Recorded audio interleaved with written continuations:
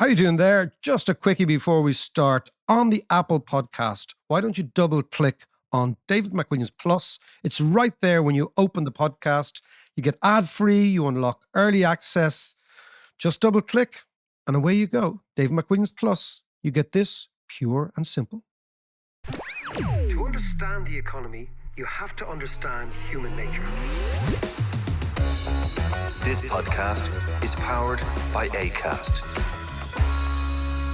How you doing there? It is podcast time. This is Kilconomics Week, John. So I am up to high dough. I can tell. I can tell. I am up to high dough. But in order to calm me down, I've been watching this extraordinary documentary on Apple called 1971, the year music changed the world. Right. So, it's Carol. 1971? Yeah, so it's particularly 1971, right? Yeah. You would absolutely love it. Yeah, I don't have Apple TV, but anyway, Apple, maybe give us a subscription. Give Johnny there a subscription. But it's really fascinating. And of course, the great album for 71 is What's Going On by Marvin Gaye. Yes. Which is fantastic. But I was also nodding off to sleep last night listening to Gil Scott-Heron, The Revolution Will Not Be Televised. He was a brilliant, brilliant poet. You just forget this music was so good. Yeah. It was just so And it was all brilliant. about the groove, the bass, the drums, and then these brilliant lyrics on top. Yeah, and you can see where rap comes from. You see hip hop comes from. You see where all that comes from. But all those grooves were snipped and sampled and looped and the whole lot by all the rap guys in the 80s. Yeah, and you can really hear it. And actual fact, yesterday morning I was listening to Desert Island Discs, which is not something I listen to all the time, but I actually switched it on. Middle-aged. But it was Rick Rubin. Oh, the voice. I know. And that's your thing. That's your thing. Rick Rubin is one of my favorite producers. But the thing about Rick Rubin is there's a magic to him in the studio where he just... I don't know what it is, and I can't quite put my finger on it, but he draws the best out of people. Something out of people that other people can't get. And he sits around, and there's a lot of talking, and there's a lot of and it's not all techie stuff. The studio is almost irrelevant, but he just draws this brilliant magic out of people. And the amazing thing is that's where, it's Def Jam Records. Yes. It's full on. And the amazing thing about Rick Rubin is that he was a trailblazer. Not just in, the Def Jam stuff with the Beastie Boys. He produced the Beastie Boys. Yeah. He was the brains behind, but he's also the brains behind the likes of Slayer. And then Johnny Cash later on. So the rejuvenation of Johnny Cash, yeah. It was the whole thing and the different genres and stuff. Genius, that By man. the way, this is an economics podcast. We're going off on a little one, but John's just going to get excited. This week, we are going to talk about, John, the profound shift in geopolitics, in geostrategic economics, and I'll explain with it, and why Kildare is going to be the epicenter of... The Lily Whites. The Lily Whites, exactly. Kildare is going to be the epicenter of the new Cold War.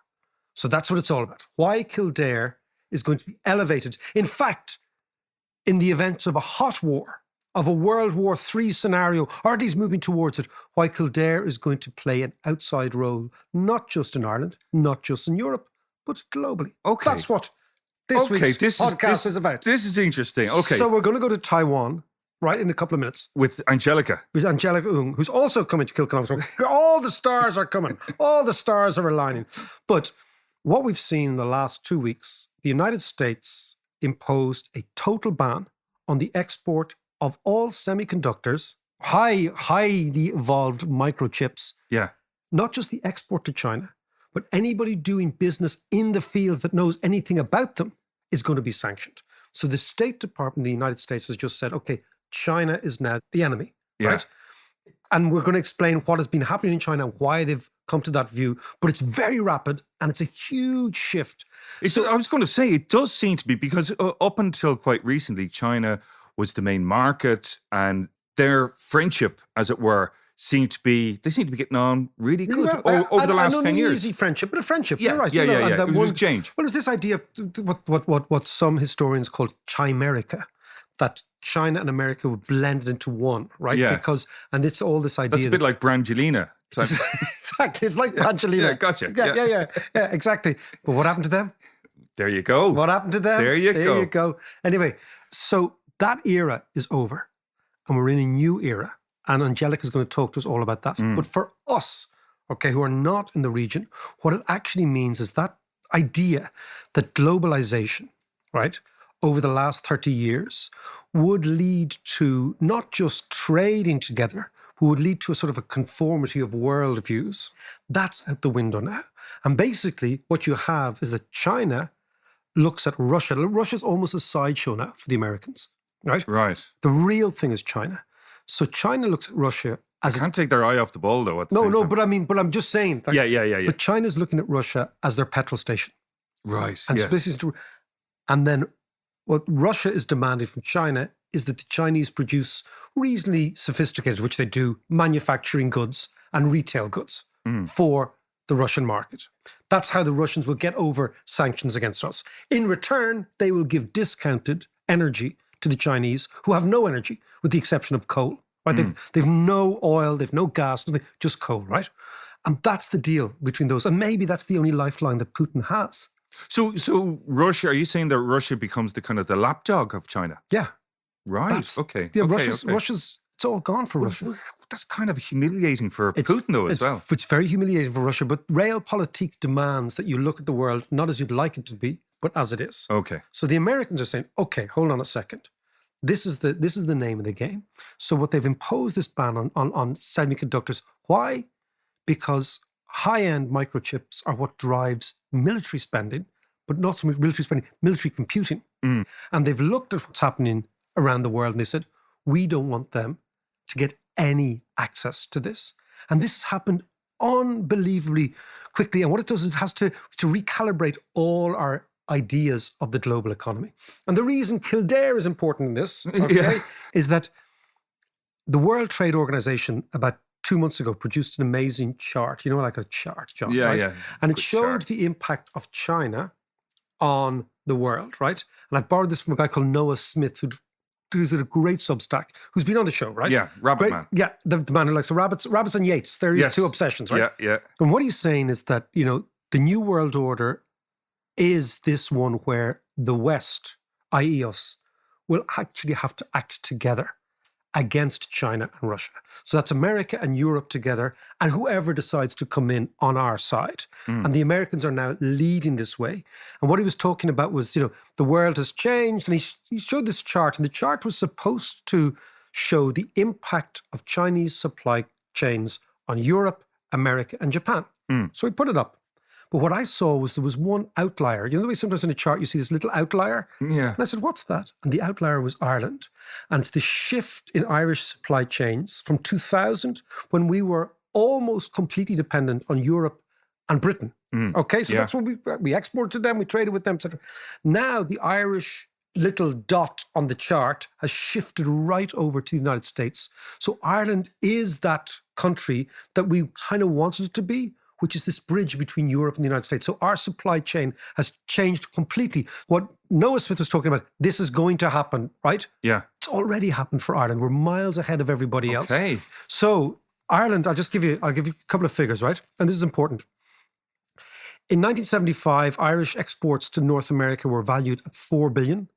By 2020, that figure had risen to 56 billion. Wow. So that's extraordinary, right? Yeah. The Americans now constitute 28% of all Irish exports go to the United States versus 12% for Germany. So the biggest country in Europe, we export less than half than we do to the United States. So we've become part of the American orbit. And that is all very good for us in the new world that is emerging, right? So in order to get us a hand in the new world and why China is the source of the shift, let's go to Taiwan. Let's talk to Angelica. And then after Angelica, I'll explain to you why Kildare is going to be at the epicenter of the new world. Good stuff. Angelica, lovely to see you. How are you? Feeling good and ready to head to Kilkenomics. Brilliant. Just about. You're in Taiwan now, but you're coming. So we'll see I you am. Thursday night in Kilkenomics. That's Perfect. right. It wouldn't be anywhere else. The place to be. Now tell me, right, let's cut to the chase, right? You're in Taiwan. The tensions between China and Taiwan have increased. I read your Substack this week. Explain to me, what is the significance of the manhandling of the former leader of China out of the 30th Party Conference. What went on? Explain to me what's going on, why it's significant. We're going to tie that into the American clampdown on semiconductors, the new Cold War, in actual fact, the hotting up of the Cold War over there. Tell me what's going on. Well, first of all, it was the 20th Party Congress. They have those every 5 years. It sets a grand direction for the next 5 years. And we are already expecting that Xi was going to really do something unprecedented, breaking with the past precedents of stepping up after 2 terms. We pretty much knew he was going to take a 3rd term, which already breaks precedent. Break number 1. The second breaking precedent is usually there are some rules to who you appoint. And after a certain age, they're supposed to retire. And instead, she completely ignored those rules of, above 80, you're out. And he just he fired people who were younger than 80, and he kept people who were older than 80. It seems like the only criteria that matters now is whether or not you're one of Xi's own men. And finally, you just had the most precedent-breaking event of all. And this is not just precedent within the Chinese Communist Party. I think just as a human watching what went on in that room, you got this Hu Jintao, Xi's predecessor, and somebody who supported him. Without Hu Jintao's support, I don't think Xi could have become the leader that he is now, basically getting dragged out of the meeting. And just from a human level and from the level of, Chinese culture being deferential to one's elders, this is such a contravention of what we assume are pretty fundamental values. So for me, I just don't know what this guy is capable of anymore. And I personally have not been as worried about the invasion as I am right now in this present moment. Because I actually think that if Xi is a rational player and he can count the amount of forces on each side and the mood of the United States and the fact that just any kind of invasion across a body of water is incredibly challenging, he'll know that militarily it's not a smart thing to invade Taiwan. But as we have seen in the case of the Ukraine and Putin, sometimes when strongman leaders surround themselves with yes men, which we very clearly see is a pattern happening in China right now, the leaders kind of lose their rationality. They become madmen. Sure. That is the thing that I think everybody is getting super worried about. Okay, so Angelica, let's just now tease this all out. Tell me about Hu Jintao. Tell me who he was. What was China like under his rule, which was like 2000 to 2012, 2013? Tell me about that China. Then tell me about the present China, the difference, and then what the significance, away from the fact, and I think you've put it very, extremely interesting there. There's in Chinese culture, there's deference to older people, there's deference to wisdom, there's deference to your elders. The last thing you do is manhandle your former boss, your mentor, in effect, out in such a vulgar, humiliating public way. God knows where he is now, Hu Jintao. But tell me, what was going on in China in his reign, and what's the difference between Xi's reign? Okay, so we know that Deng opened up China to development. His strategy was one of reform and openness. Yeah. And that brought China into 3-4 decades of golden growth. It started off in 1978.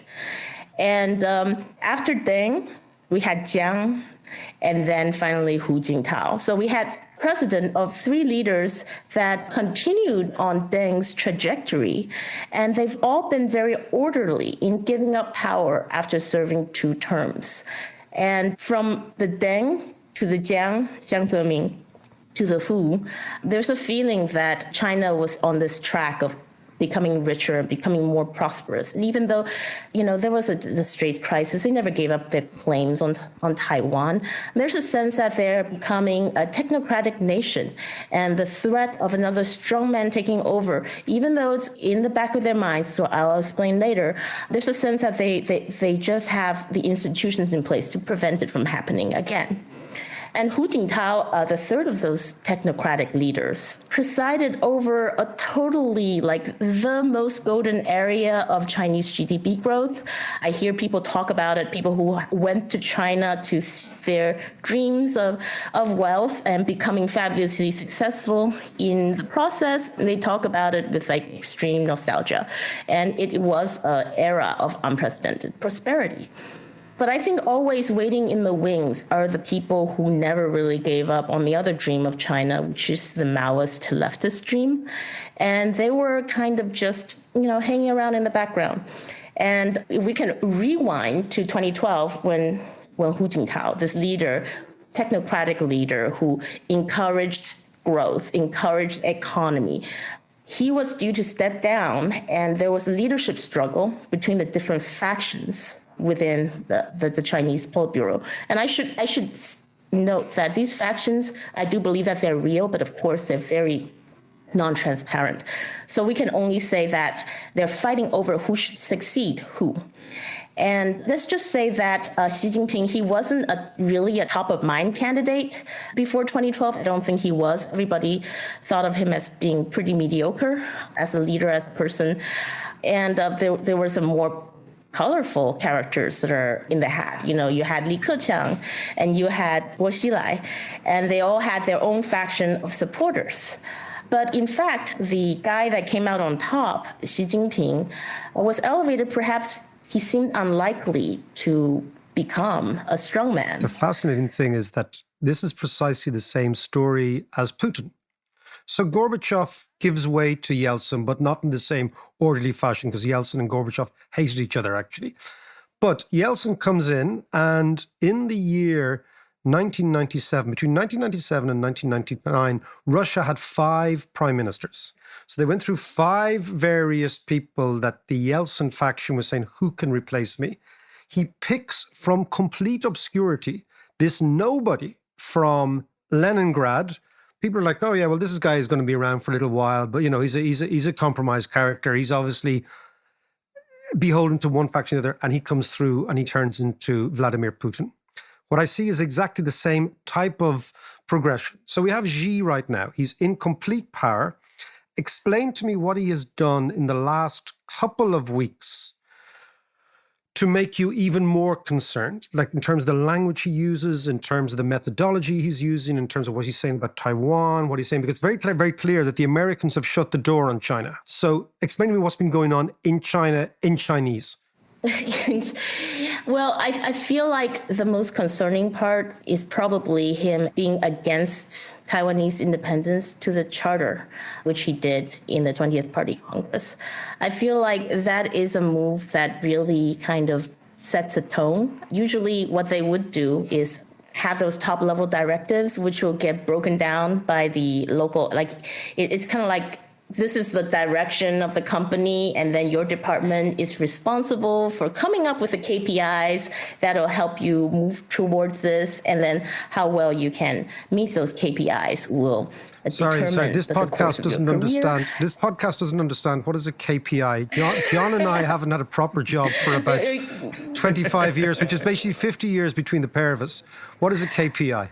So your key performance indicator. So they don't literally say this. I'm just using some business gobbledygook to explain though how does the will of the paramount leader diffuse itself into like, if you think about what an enormous country China is, and how does one man diffuse his will over like this enormous country, right? So the elevation of defeating Taiwanese independence as a goal into the charter, that is worrying. Okay, so let me just stop you there. So what we're talking about is there's a progression from Deng to Hu over a 20-year period where the economy is primary, wealth is primary, openness, tolerance, all of that goes with it.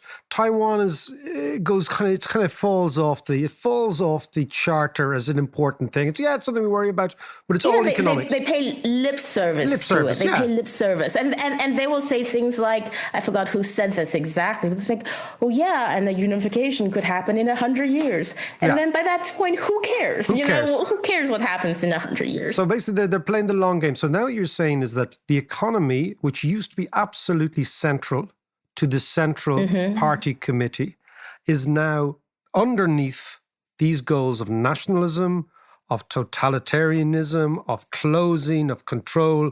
And then top of the list, the cherry on this particular cake, is the nationalist idea of taking back Taiwan. So you're saying the entire philosophy of the communist apparatchiks has changed.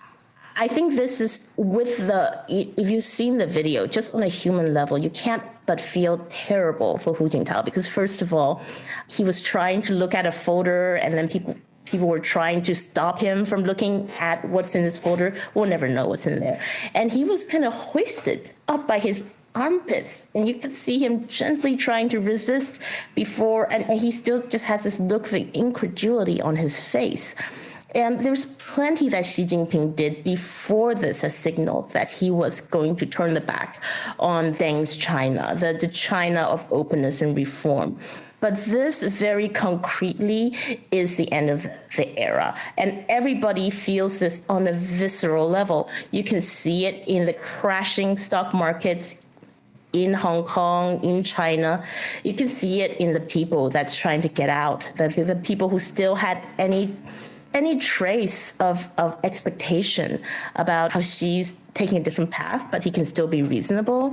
Yes, he talks about nationalism, but we still have to make money. You have to realize all that is gone now. This is truly the end of an era. We cannot have any expectations of Xi Jinping to do the thing that be a continuation of that path. China is becoming closed again. And, it was actually a while ago they introduced the concept of the dual circular economy. They're going to concentrate more on boosting internal demand, bring that up. And then they'll also have a second loop, which is external, but their version of friendshoring with all the Belt and Road countries, et cetera. And it totally goes contrary against what made China an economic force to begin with. It's really bizarre. So from 1990, from actually Tiananmen Square, if we're going to actually locate this on a date, to about 5 years ago, maybe even 4 years ago, China was very, very much the country that was looking to the West, and the West was its source of growth. But what you're saying is that during this period, there's this power struggle between let's say, the people who are open and the people who are more closed, the liberals and the more old-fashioned Maoists.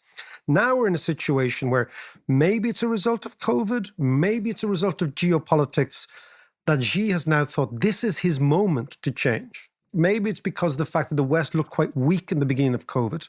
But now what you're saying is that China has become completely a different creature. Now, if that's the case, what do you think the next 12 months suggests for Taiwan? Because Taiwan is the Donbass in this region.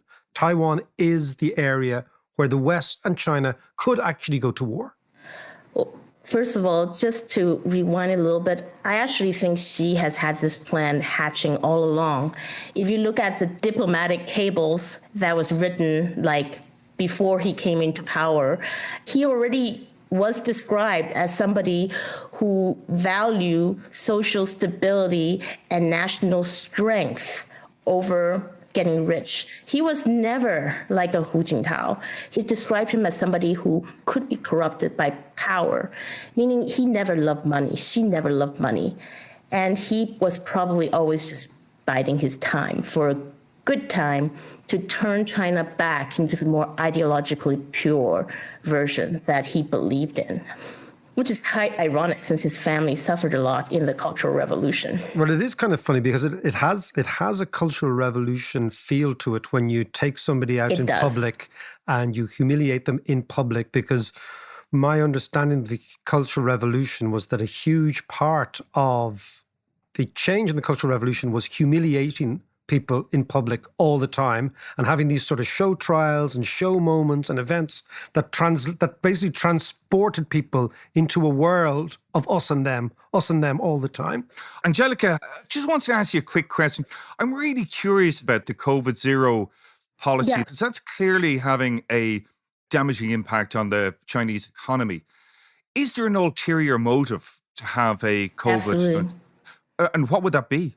Yeah, well, I don't know. I mean, the COVID zero policy doesn't seem to have a logical end because COVID is out there now. It's endemic. If you're not going to let COVID be open now, there's no logical point in which you're like, oh, that's enough of COVID zero. Let's just open up now. There's no logical endpoint to this policy. And a lot of people are saying this totally doesn't make any sort of sense unless you are preparing your population for being on some kind of wartime footing, to have food be rationed, to have movement be controlled.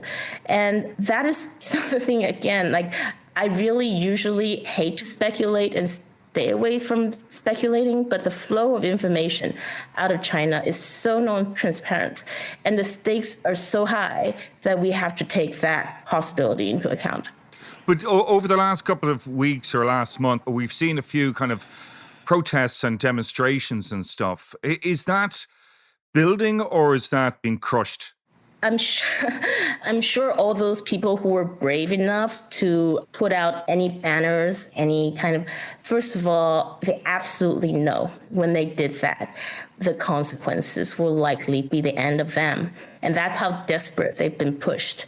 And while I commend those people for their protests, I also am pessimistic about the prospect of serious pushback coming from the Chinese people, despite all the pressure they're under.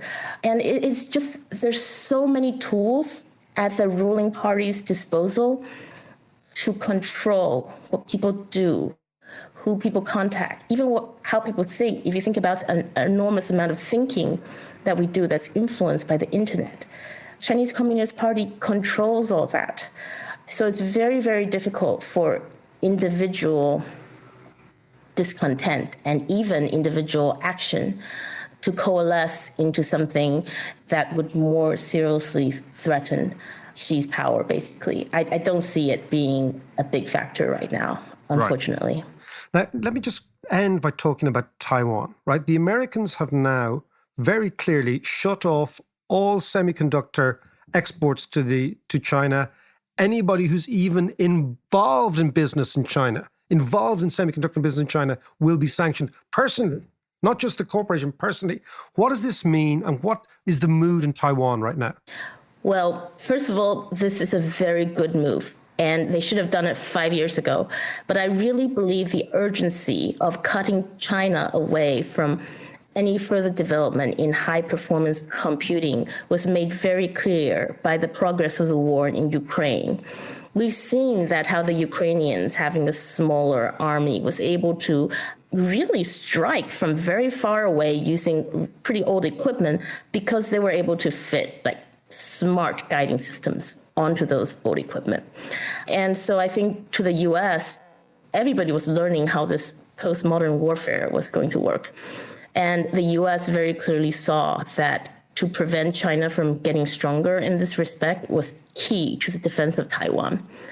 I think that if you listen to what Antony Blinken is saying, if you listen to what the American retired generals are saying, the timeline has been pulled in to a degree that is unbelievable, because they were saying 2027 before, and now you're getting like next year getting bandied about. And I don't know. Nobody knows, because it's up to one man when he's going to attack. And I probably would have been more apt to dismiss this as just, oh, no, it's not really going to happen. Except I remember at the beginning of the Ukraine war, before the Russians attacked, the people in Kiev were actually saying, no, don't be over dramatic. You're actually hurting our cause. Russia's not going to attack. It would be crazy. And you guess what? Putin did it anyway. So I have no visibility into where the American info came from. But they were right about the they were right about Russia attacking Ukraine. So that gives me cause to worry. I hope that I'm worrying for nothing. I really do, because it would be insane for China to attack now, because I don't think they've built up their military to the point where objectively they can win. It's such a high consequence event that even if the probability is still low, I do believe that we need to prepare for it. Let's end on a note of hope. I feel like the Chinese are shooting themselves. Xi's policy is not going to make China stronger. It's going to make China weaker. And the United States totally understand, have absolute clarity that even Russia is a sideshow. Their real adversary is China, and they're focused. And I believe Japan also is focused on, I think everybody knows that backing up Taiwan is not charity. It's not like doing the right thing. It's not being a white knight. It's about everybody's own interests, the interest of democratic, like-minded countries in the world to preserve freedom in the world comes down to saving our little island. And I believe that if we are all aligned in this cause, I don't think China is strong enough to win if they are foolish enough to strike. Angelica, on that note, wonderful note, we will talk to you this weekend in Kilkenny and chat to you very soon in Dublin. And in Kilkenny, and in Ireland. Talk to you soon, David. Yes, absolutely. Cheers. Bye. Wow, Mac, there's an awful lot to pick apart there. And she threw up a whole load of stuff, that things like the Belt and Road Initiative, and, especially when Xi was talking about, all the stands being China's new front yard and all that kind of stuff. But also she said that Xi's policy was making China weaker. And there's something about that. I'm not sure. I think we need to look into this a bit more. Okay. But maybe it's something that we'll come back to on another podcast, because I want to talk to you about what you were saying earlier about the semiconductor business. But before we do that, let's pay some bills. Paying bills is always important.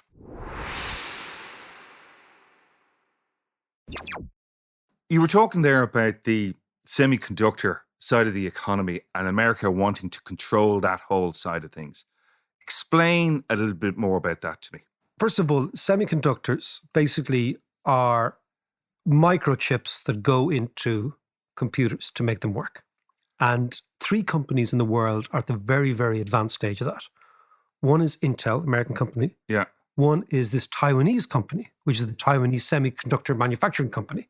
And the other is Samsung in Korea. So they're the 3 ones which are right at the cutting edge. And in order to create that technology, they are spending unbelievable amounts of money, right? Because this is the highest high-end technology. There's also a Dutch company, right, which provides some of the technology. Okay. So we've got technology. Yeah. Then we've got nanotechnology. Yeah. Then we've got the nano of nanotechnology. And then you get down to such microscopic levels that it's almost atomic.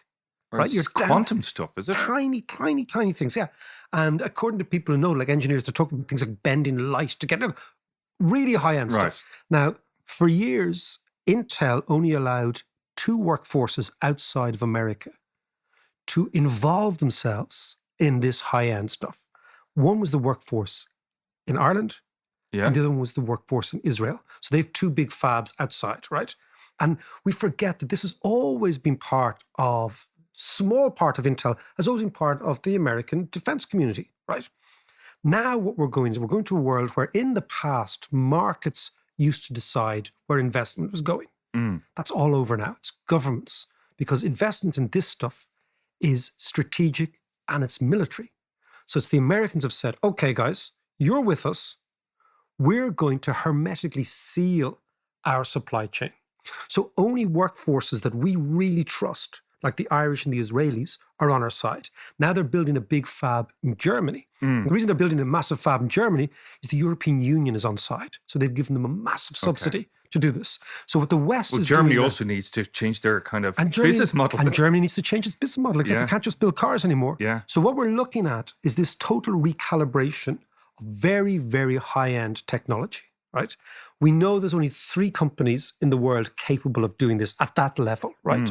The problem with the other 2 companies, one is in Korea, one's in Taiwan, they're too close to China. Yeah. Right? So the Americans are now doubling down on Intel. But do you know what? Just as you're explaining that to me, I'm thinking, ooh, hermetically sealed and all that kind of stuff. There's a real security implication to all this. There's a huge security implication. And are we, as a government and as a country, kind of, are we geared up for that? Or do we become the 51st state? Well, I think that we have become the 51st state in all but name when it comes to technology and manufacturing. Yeah. Okay, and I think that has always been the Irish objective. Because the fascinating thing about economics is that economies that are actually very, very dynamic are highly diversified. Okay, you can do lots of things in them. Yeah. Think about it, there's 900 American companies that have their European headquarters in Ireland. That is 900 companies doing different things. Yeah. Right? So we are becoming part of the American world. There's absolutely no doubt. Now, I actually, for one, think that's a good thing. I think that's where because I think that's where technology is, that's where economics goes. And I think once you provide a good living for your people, everything else falls into place. Yeah. But there's lots of people who be on the neutral side in Ireland and say, hold on a second, are we involving ourselves in the American military industrial complex? Yes, well, that's the other thing, because we are supposed to be neutral. Well, we are both neutral and involving ourselves in the American military industrial complex. It's an oxymoron. I know, but exactly. No, it's whatever you say nothing. It's the Irish approach to everything. Yeah. But it's a fascinating thing. So let's recap. Americans have decided, okay, semiconductors is our business. Joe Biden said that a couple of weeks ago. He said semiconductor industry is going to be American, right? They've excluded the Chinese. It means they're doubling down on bets on American corporations that can actually make this stuff. Yeah. The major corporation is Intel. That's the major employer in Kildare, making this stuff, right? Making this new fab. Intel will have, by the end of next year, think about this, invested 17 billion in a new fab in Kildare. I mean, these are huge amounts of money. Yeah. And I think one of the reasons Intel's share price is falling is that typically what a company does is it gives dividends to its shareholders. But what Intel's doing now is it's saying, all that money we're going to give back to our shareholders, we're not going to give it to you. We're actually going to focus on investment for the future. That's the big bet they're playing. Right. But it also means that if Biden is backing the semiconductor business. The American semiconductor, yeah. Yeah, he's not going to let a company like Intel fail. Of course not. Of course not. So Intel ends up becoming part of the American State Department's worldview. Yeah. Which was always the way. So when the Americans fought the Second World War, they never nationalized any industries. So the American government said, the Second World War is an amazing model for the Yanks, right? Yeah. The American government said, we need 5,000 planes, 10,000 trucks. And they went to the private sector and said, you make them for us and we'll pay. Right. And that's exactly what they're doing now, right? But it just so happens that Intel in Leakslip is going to be right at the center of this. So this new Cold War is going to be fought through semiconductors. Intel employing American, Israeli, Irish, and German workers. That's it. That's the hermetically sealed complex we're talking about. And what is fascinating for me is that it looks like the new arms race is not going to be about building guns. It's about building chips. Yeah. Unpalatable as it might sound for Irish people. You know, building semiconductors is far more effective than building semi-automatic weapons. Semi-automatic weapons, low scale. Semiconductors, high scale. And whether we like it or not, there's a new world out there, John. And Kildare is the epicenter of the new Cold War.